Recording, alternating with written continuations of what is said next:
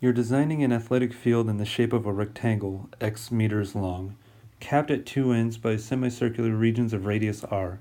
The boundary of the field is to be a 400-meter track. What value of x and r will give the rectangle the greatest area? The first thing I want to do is draw a picture. We're trying to maximize the area of a rectangle capped at two ends by these semicircles, each with a radius r. And we know that the length of this rectangle is x. So the optimization equation, we are trying to maximize the area of the rectangle. We know the area is x, or the rectangle is x wide, but the height of the rectangle will be one radius to the top and one radius to the bottom, which is 2r.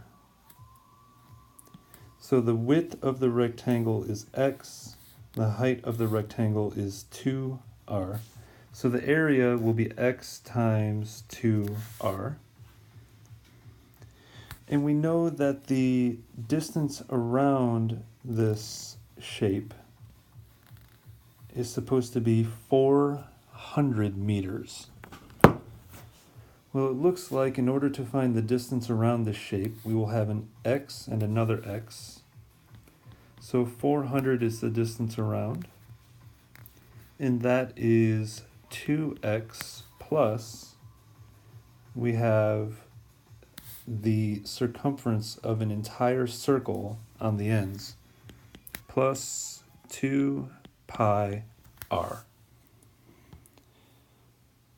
So we can use this secondary equation to solve for x or r, and then we can substitute that into the optimization equation.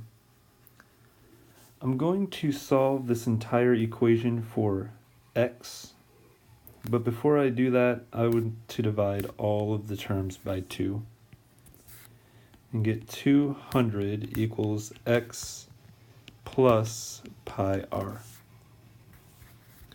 Now it's much easier to solve for x. 200 minus pi r equals x. So now that we have solved for one variable, this left expression can be substituted in for x in the optimization equation. So now that we have the area in terms of the radius only, 200 minus pi r times 2r. Now that the area is in terms of one variable, we must find a feasible domain.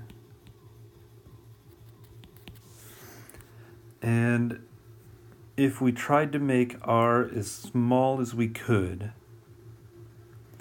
the radius can be no smaller than 0. And if we tried to make the area as big as we could, so that the entire track was just circular, we know the radius would be equal to 200 over pi.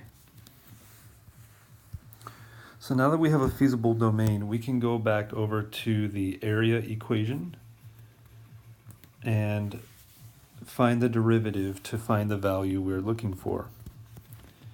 If you notice, there is a variable expression multiplied to another variable expression. So a product rule seems likely. However, we could just distribute this 2r inside the parentheses and use the power rule instead. So the area is 400r minus 2 pi r squared. Now the power rule is easily applied. A prime is 400 minus 4 pi r. And if you set this equal to 0 and solve for r, you will see that r equals 100 over pi. This is the radius that is needed to give our rectangle the greatest area. In order to find what the x value should be, we need to substitute this radius back into our solved secondary equation.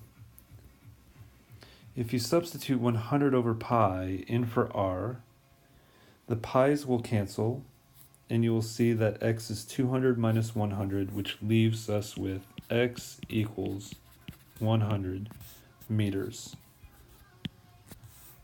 So the radius needs to be 100 over pi meters, and the length of the rectangle needs to be 100 meters.